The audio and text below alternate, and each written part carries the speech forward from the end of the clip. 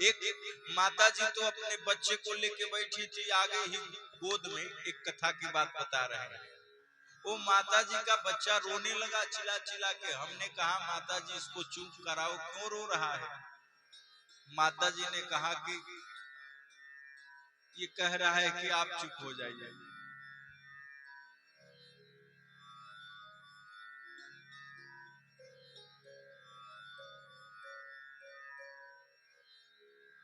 तो ऐसा न करिएगा कि महाराज जी आप ही चुप हो जाइए लेकिन हम लोग चुप नहीं होंगे, ऐसा मत करिए। आप लोग शांति बनाइए। भगवान की कथा कल आप लोगों ने सुना, सती माता ने कथा न सुना तो सती माता को अपना प्राण त्यागना पड़ा। भोले बाबा ने उनका त्याग कर दिया और सती माता अपना प्राण अपने आप दे दी। तो जो भगवान की कथा नहीं सुनता है उसको बड़ा दुख होता है। सीता माता जब रावण की अशोक वाटिका में थी, सीता मैया रावण की जब अशोक वाटिका में थी, हनुमान जी पता लगाने गए थे, पता लग गया। हनुमान जी को सीता मैया ने क्या संदेश दिया? राम जी को जाके कहने के लिए कहा कि जा करके कह देना राम से कि कोई दिक्कत नहीं है, बहुत हम परेशानी में नहीं है, लेकिन एक ही असुविधा है यहाँ पे। हनुमान जी ने कहा क्या? तो सीता मैया ने कहा कि जा करके कह देना कि जब तब सुमिरन भजन ना होई। इन राक्षसों के बीच में हम सुमिरन भजन नहीं कर पाते हैं, यही एक असुविधा है, नहीं तो कोई बात। देखिए सीता मैया उस अशोक वाटिका में हैं, भजन कीर्तन नहीं कर पा रही हैं तो उनको दुख हो रहा है। हम लोगों को भजन कीर्तन मिल रहा है तो दुख हो गया है। तो घबराना नहीं है, 2 दिन और रहेंगे हम, आज बीत ही गया, कल और परसों, उसके बाद चले जाएंगे।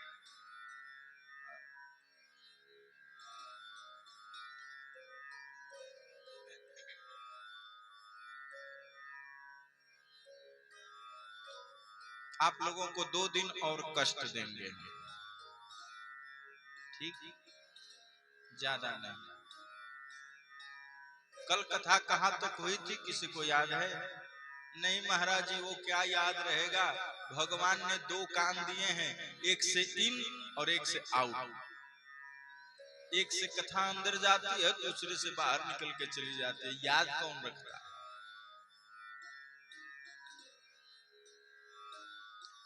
पार्वती मैया तपस्या करने चली गई थी, ये बात याद है? पार्वती मैया तपस्या में थी, मैंने कहा कि पूरी रात छोड़ दीजिए तपस्या करने के लिए।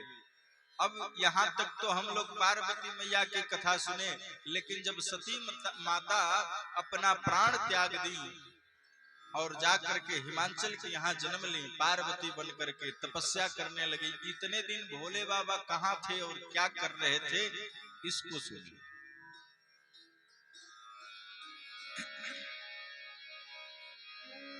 उमा चरित सुंदर में गावा, उमा चरित सुंदर में गावा, उमा चरित सुंदर में गावा, उमा चरित सुंदर में गावा, सुनहु शंभु कर चरित सुहावा, सुनहु शंभु कर चरित सुहावा।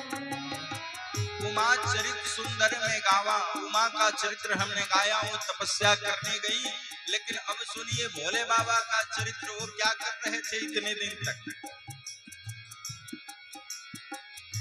कतहु मुनीन उपदेश ही ज्ञाना, कतहु मुनीन उपदेश ही ज्ञाना, कतहु मुनीन उपदेश ही ज्ञाना, कतहु राम गुण करहि बखाना, कतहु राम गुण करहि बखाना। उमा चरित सुंदर में गावा, उमा चरित सुंदर में गावा।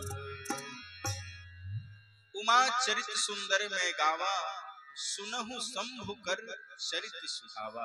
अगर आप कथा ध्यान से सुनेंगे तो इतनी सरलता से हम कथा बोलते हैं कि एक एक बातें हृदय में उतर जाएगी और कभी जीवन में भूल नहीं सकते। जो 70,000 पेमेंट पा करके टीचर पढ़ाता है वो भी हमसे बढ़िया नहीं बताता है, बढ़िया नहीं बोल पाता। अपनी बड़ाई खुद नहीं करना चाहिए, मैं कह दूं इतनी बढ़िया से बताऊंगा कि वो बातें जन्म जन्म के लिए याद हो जाएंगी। भोले बाबा का चरित्र सुनो। गोस्वामी जी कह रहे हैं कि कतहु मुनि उपदेश ही ज्ञाना, भोले बाबा कहीं जाते हैं तो मुनियों के बीच में बैठ करके उपदेश देते हैं, ज्ञान देते हैं। और कहीं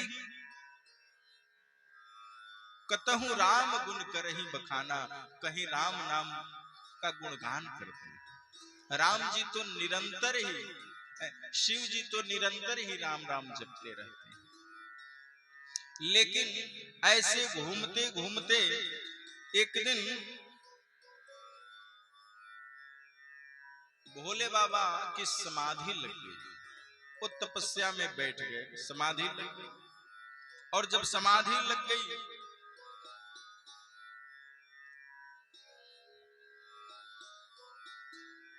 तो उनके सामने भगवान राम प्रकट हुए। और जब राम प्रकट हुए तो भोले बाबा की आंखें खुल गई। आंखें खुली तो प्रणाम किया भोले बाबा ने राम को, कहा कि धन्य भाग्य हमारे कि आप पधारे, आपका आगमन हुआ, धन्य हो गए हम। आप किस लिए आए हो? राम जी ने कहा कि मैं चाहता हूं कि आप विवाह कर लो। भोले बाबा ने कहा कि ना, हम विवाह नहीं करेंगे। देखिए, एक लड़के ने हमसे प्रश्न किया था कथा में कि महाराज जी एक बात बताओ हमसे, लड़कियों का जब विवाह हो जाता है तो सिंदूर लगाती हैं तो पहचान में आ जाता है कि लड़की का विवाह हो गया है, लेकिन लड़के का पहचान क्या है कि विवाह हुआ है कि नहीं। हमने कहा ये तो बड़ा सिंपल है भाई, देख के जान जाओगे कि लड़के का विवाह हुआ है कि नहीं। कहा महाराज जी कैसे? कहा करे मूर्ख, लड़के को गौर से देखो और जब गौर से देखोगे ना तो पहचान में आ जाएगा कि बेचारे की शादी हो गई है। इस बेचारे की शादी हो गई। जिस लड़के की शादी हो जाती है ना वो बेचारा हो जाता है, उसको पहचानने की जरूरत नहीं पड़ती, वो अपने आप बेचारा पहचान में आ जाता है। भोले बाबा ने कहा कि नहीं प्रभु, हम विवाह नहीं करेंगे। राम जी ने कहा क्यों? कहा कि मथुरा का पेड़ा है, जो खाए वो पछताए, जो ना खाए वो भी पछताए, हम विवाह नहीं करेंगे। रामभद्र ने कहा कि सुनो प्रभु, सती माता ही जन्म लेकर के हिमांचल राजा के यहाँ पार्वती बनकर के आई हैं और जाकर के आप ही को प्राप्त करने के लिए तपस्या कर रही हैं। सो मेरा आदेश है, राम जी ने भोले बाबा को आदेश दिया कि मेरा आदेश है आप विवाह करो। और जब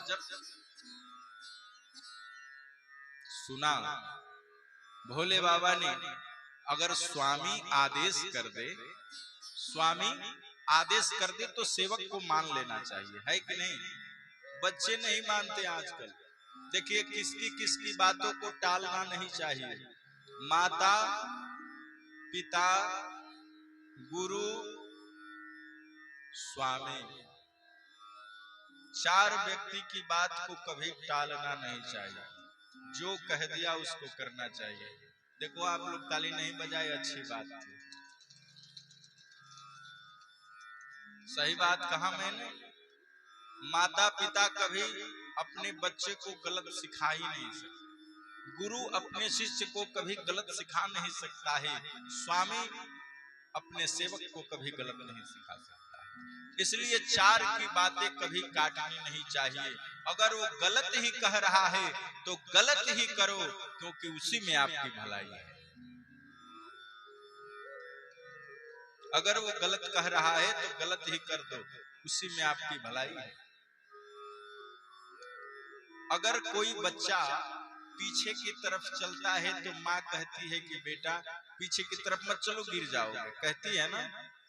बाप भी कहता है कि बेटा पीछे की तरफ होके मत चलो, गिर जाओगे। लेकिन वही माँ,